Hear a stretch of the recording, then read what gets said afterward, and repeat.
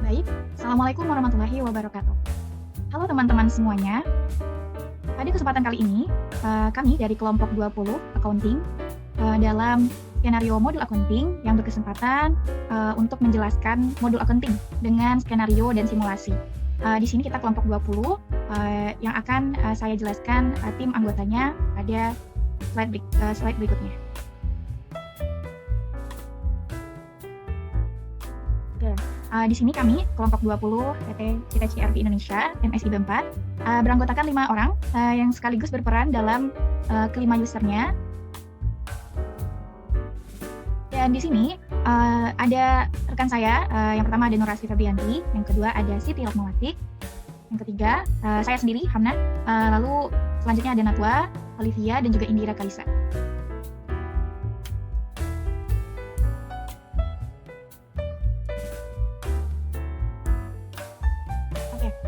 Berdasarkan skenario accounting yang akan ditampilkan dan disimulasikan oleh kelompok kami, sebelumnya tentunya kita harus mengetahui company-nya dulu.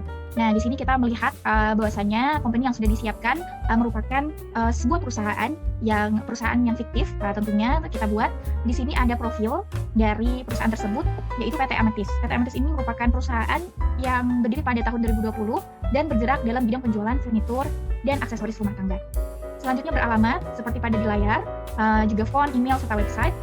Selanjutnya ada rekening bank. Di sini kita membuat juga rekening banknya dalam PT Ametis sendiri. Di sini juga ada tercantum nomor rekeningnya, nomor akunnya.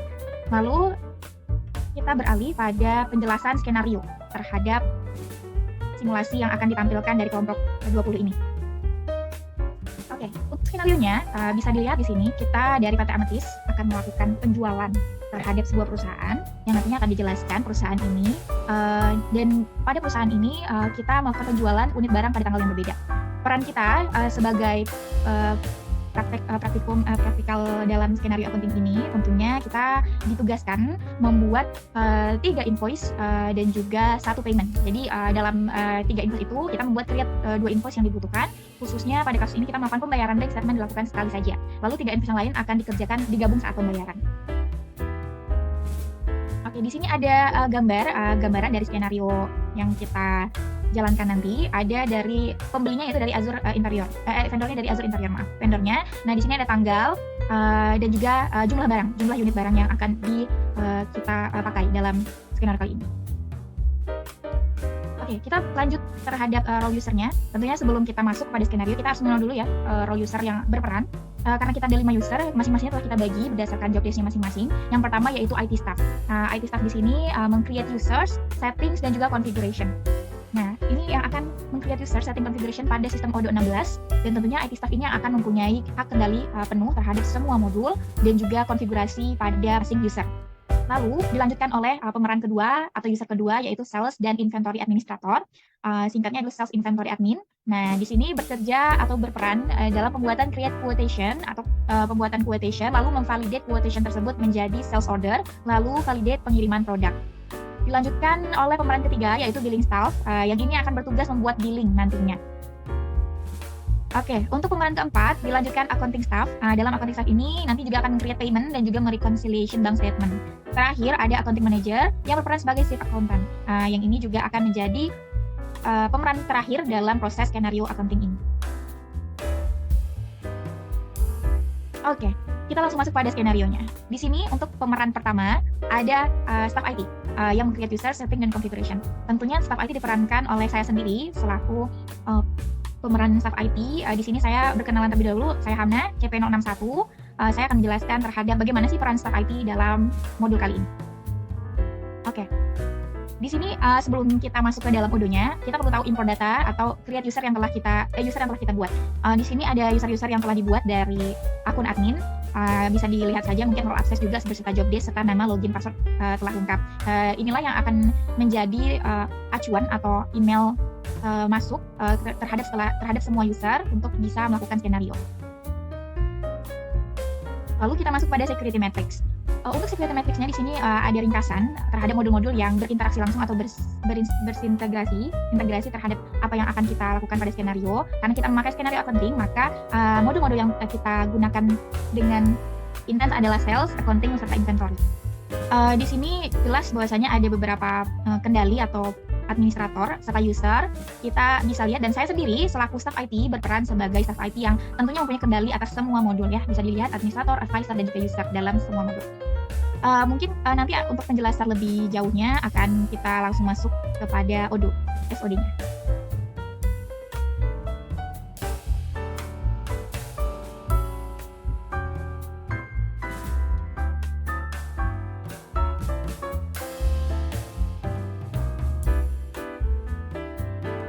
Oke, karena kita sudah login ya, kita sudah login menggunakan akun tersebut, kita langsung praktikkan saja bagaimana mengkonfigurasi hak akses dari pemeran tadi, karena kita sudah masuk, kita langsung saja masuk ke modul setting ya, kita masuk ke modul settings dan langsung pilih manage user. Nah, di sini kita bisa lihat untuk manage usernya sendiri itu sudah banyak yang menggunakan. Untuk ketika kita ingin membuat create atau kita membuat akun, tentunya kita harus mengklik tombol new ini. Nah, jadi kita bisa lihat. Oke, karena sudah kita tentukan, makanya kita di sini langsung saja buat akun tadi.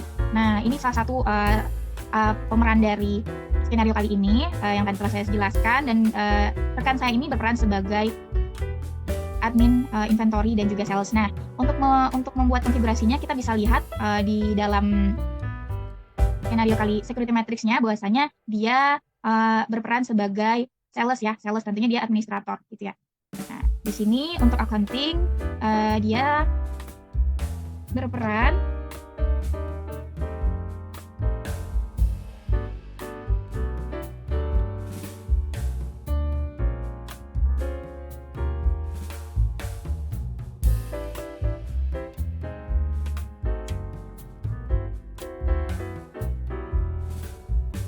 modul accounting, rekan saya ini tentu tidak berinteraksi langsung dan dia sebagai sales ya, sales perannya.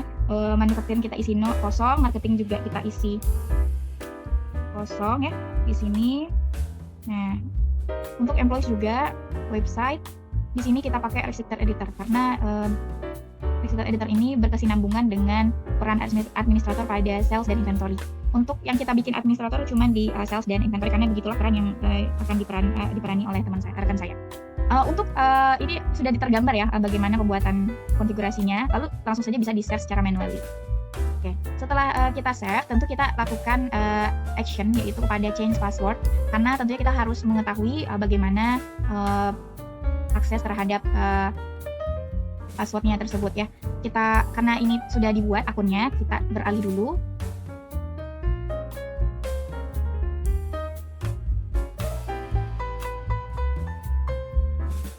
Nah, ini yang sudah dibuat. Lalu kita bisa lihat change passwordnya seperti ini. Oke. Begitulah dari pembahasan seorang staff IT. Perannya kira-kira kurang lebih begitu. Untuk pemeran yang lain tinggal diubah saja sesuai dengan security matrix yang diberikan. Kalau accounting tentunya berhubungan dengan modul accounting. Kalau staff billing maka dia dipilih billing. Kalau misalnya staff akuntan dipilih akuntan. Dan untuk manager dipilih manager accounting, dipilih advisor.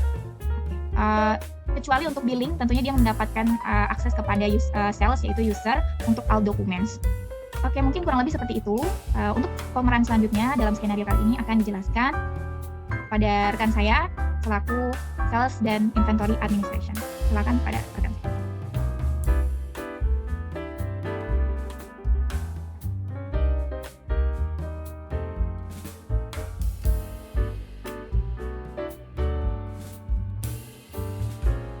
Oke, terima kasih. Perkenalkan nama saya Nora Supebianti dengan CP 095. Di sini saya berperan sebagai sales inventory administrator yang memiliki job desk yaitu create quotation, validate quotation to SO, dan validate pengiriman produk. Oke, untuk selanjutnya kita langsung saja masuk ke dalam kodenya. Nah, di sini yang pertama adalah membuat quotation. Yaitu kita langsung saja masuk ke dalam modul sales. Oke, kita pilih new. Nah, di sini kita baru membuat quotation berdasarkan skenario, yaitu ada 3 dokumen quotation yang terdiri dari 2 barang, 3 barang, dan 1 barang. Oke.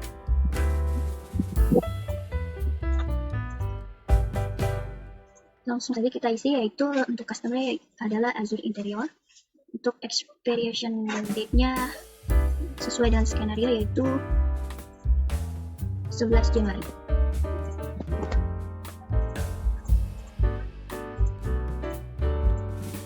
Untuk produknya di sini kami akan menggunakan satu produk saja, yaitu Bolt 07.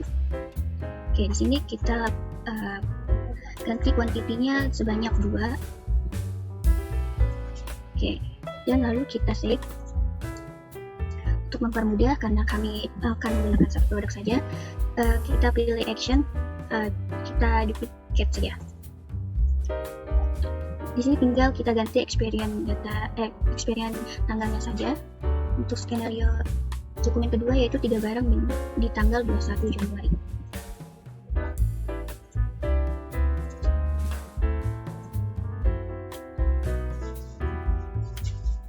Oke, selanjutnya sama kita save. Lalu untuk dokumen yang ketiga sama kita duplicate. Untuk dokumen ketiga, yaitu tanggal 14 Februari untuk 1 barang.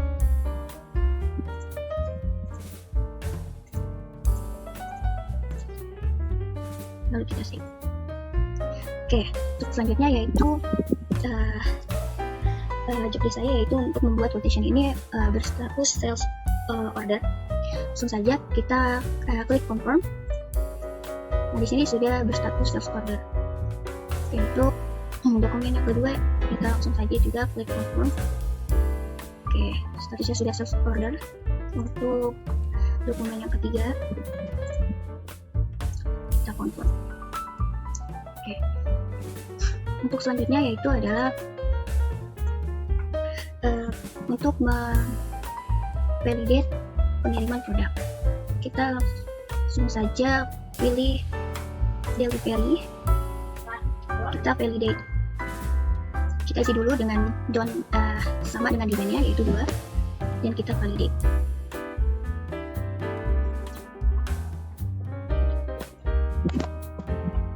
Oke, dan untuk quotation yang kedua kita lakukan validate ordernya dulu. Kita isi donnya sebanyak 3 produk, lalu kita klik validate.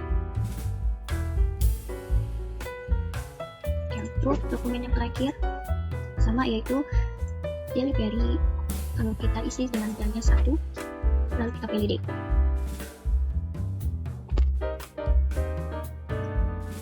Oke, setelah melakukan validate pengiriman produk, selanjutnya di sini saya akan melakukan create invoice. Oke, di sini saya akan menggunakan regular invoice.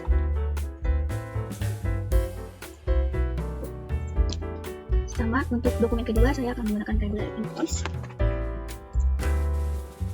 Yang dokumen terakhir juga sama menggunakan regular invoice. Oke, sini peran saya sebagai sales inventory administrator telah selesai, dan selanjutnya saya akan mengirimkan pesan kepada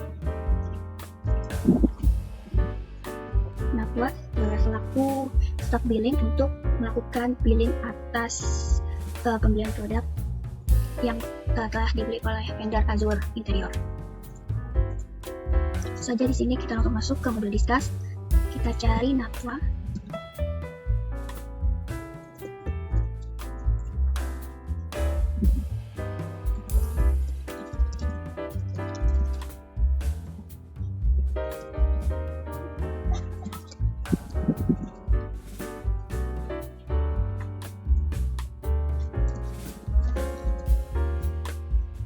Oke, selanjutnya akan dilanjutkan oleh Natwa selaku staff billing.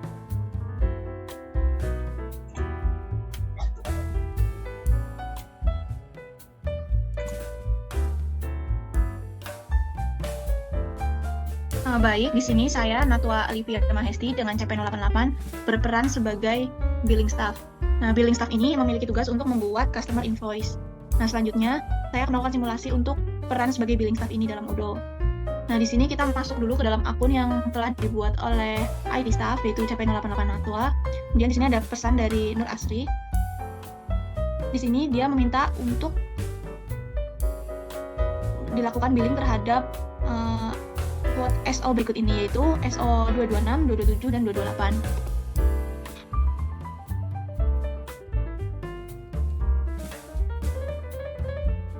Sini kita balas dulu untuk pesan dari Asri.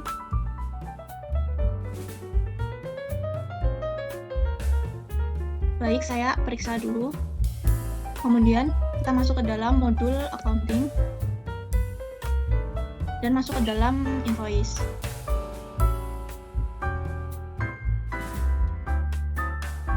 Nah, kita cari SO yang tadi sudah dibuat oleh Nur Asri.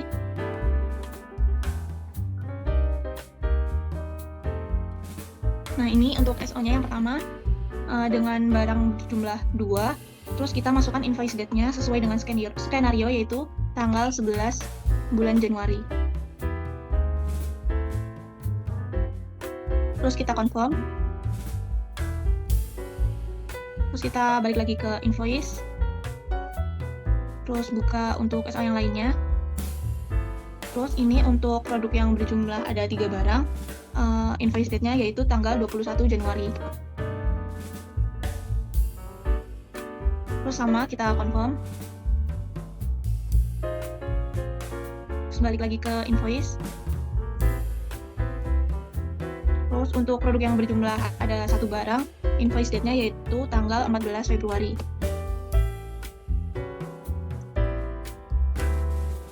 Terus sama kita confirm. Nah, setelah di-confirm, statusnya yang tadinya draft akan berubah menjadi post. Nah, setelah kita lakukan confirm, kita harus beritahukan kepada accounting staff untuk melakukan pembayaran.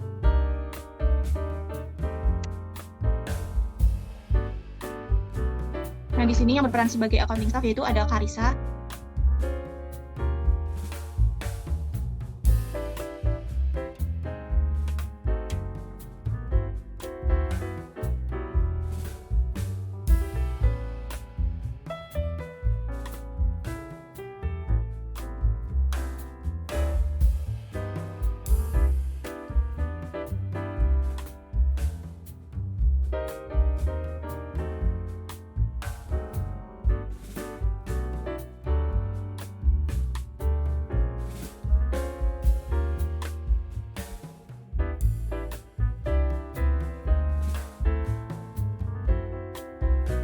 Nah, di sini saya memberikan pesan kepada Karisa, yaitu untuk customer invoices dokumen SO 0026 sampai 28 sudah dibuat, selanjutnya bisa dilakukan untuk pembayaran. Terus kita kirim. Nah, di sini peran saya sebagai billing staff sudah selesai, bisa dilanjutkan kepada Karisa sebagai accounting staff.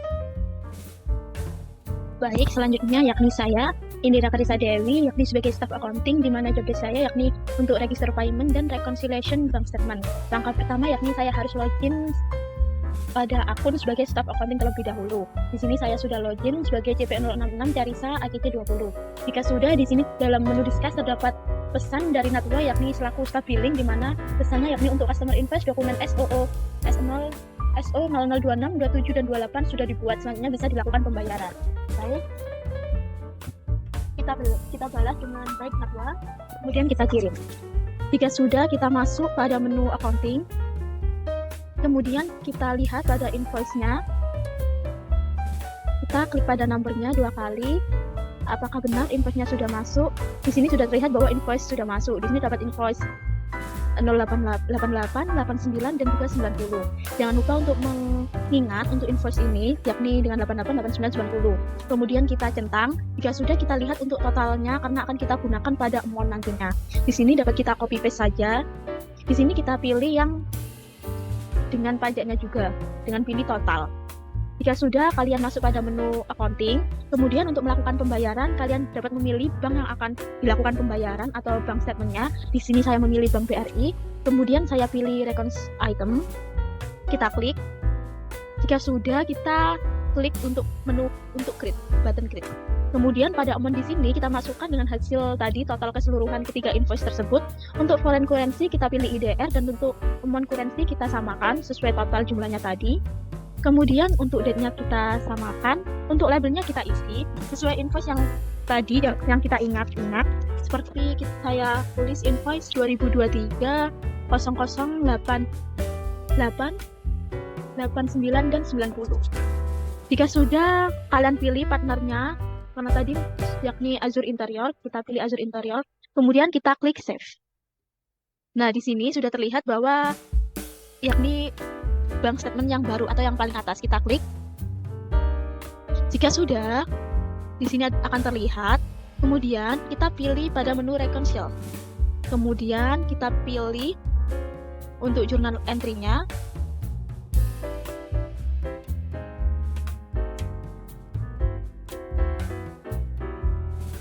Kita jangan terkecoh, kita masukkan saja dengan invoice yang sudah sesuai tadi,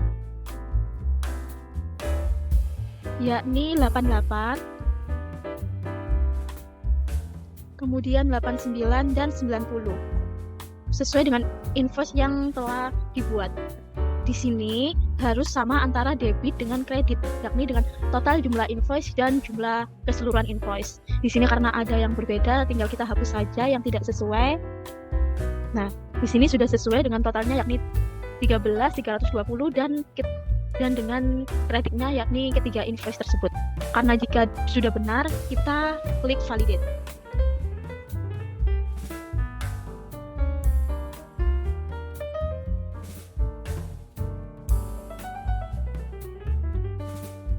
Jika sudah, kalian dapat melihat atau mengecek pada menu accounting, kemudian klik invoice, pada menu customer, kemudian kita klik 2 kali pada ini.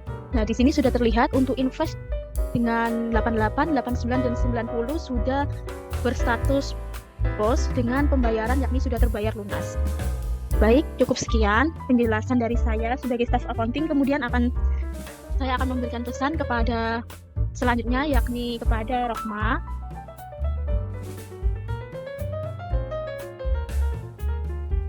Yakni selaku manajer accounting. Kita akan memberikan konfirmasi bahwa untuk pembayaran sudah selesai.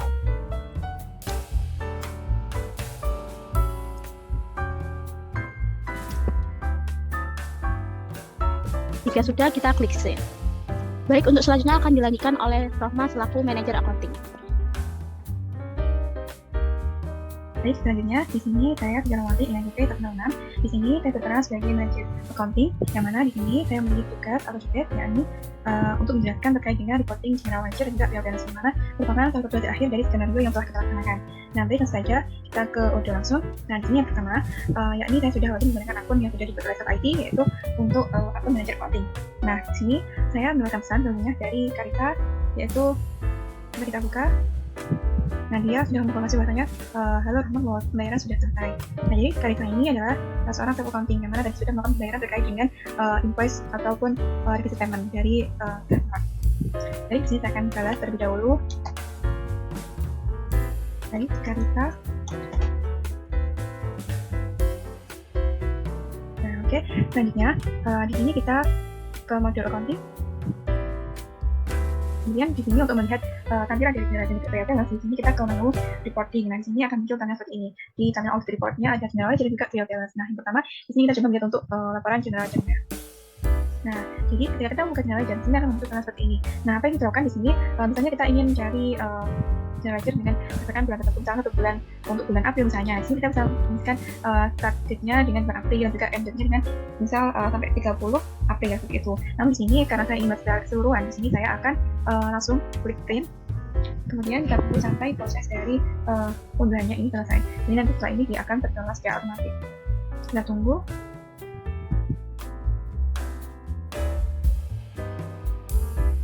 Sampai prosesnya selesai teman-teman. Nah, dan kita tunggu untuk di bagian dia aman sendiri. Kita tunggu.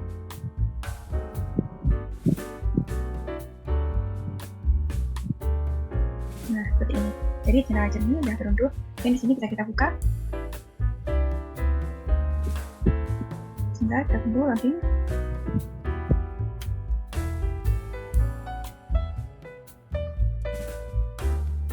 Nah, baik. Jadi, tampilan dari general ledger atau dalam skala akuntansi ini general ledger ini disediakan sebagai buku besar.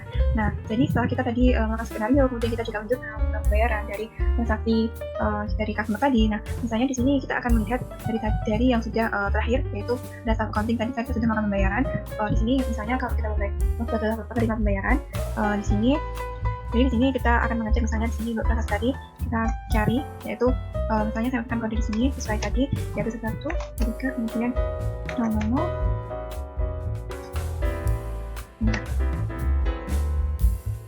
Nah, ini untuk salah satu, jadi ini tadi KNV 2023 dengan kode sekian untuk pembayaran invoice nomor 88 sampai 90. Nah, bisa dilihat di sini kita adalah ke akun salah satunya yaitu, nah di sini saya itu menggunakan akun bank. Nah, bisa dilihat bank itu merupakan akun aktif pelajar dalam akuntansi perusahaan. Nah, di sini tadi jika kita lihat itu, nah kita cek lagi. Sebelumnya di sini untuk pembayarannya misalnya dari SR anterior, nah di sini debit muncul 13.320 sesuai dengan jumlah penerimaan yang kita terima dari customer. Dari sini kita mendapatkan penerimaan sehingga kas kita bertambah di bank berupa dengan jumlah 13.320 seperti itu. Dan di sini otomatis kita akan menambah sisi saldonya atau balance-nya. Oke, kemudian di sini selain berpengaruh ke akun bank karena tadi kita awalnya adalah piutang dari customer, maka di sini tentu akan muncul akun piutang yang juga berpengaruh. Nah, di sini contohnya kita lihat kita ke akun receivable. Bentar. Bentar di koreksi satu.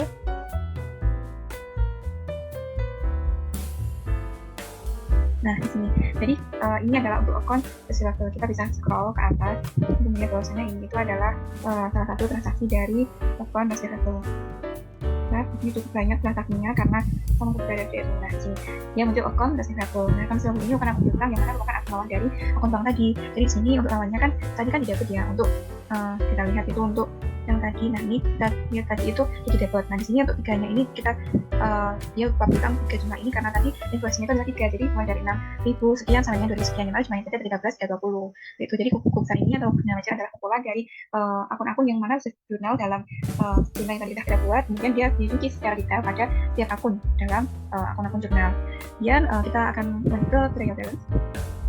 Jadi di sini sama, maka reporting, kemudian kita klik trial balance. Di sini kita bisa, ini juga sama bisa disesuaikan sesuai dengan apa yang ingin melihat di periodenya. Karena saya keseluruhan, di sini saya akan klik print langsung. Nah, kemudian channel sudah terkembang. Nah, kita akan simulasi lagi.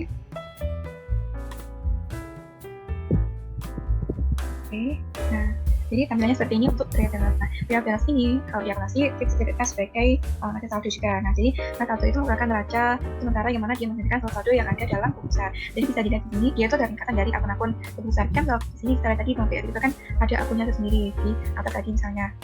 Terus di sini dia juga dirinci mulai dari Bank BRI, akun-akunnya sampai dengan interest expense atau beban bunga.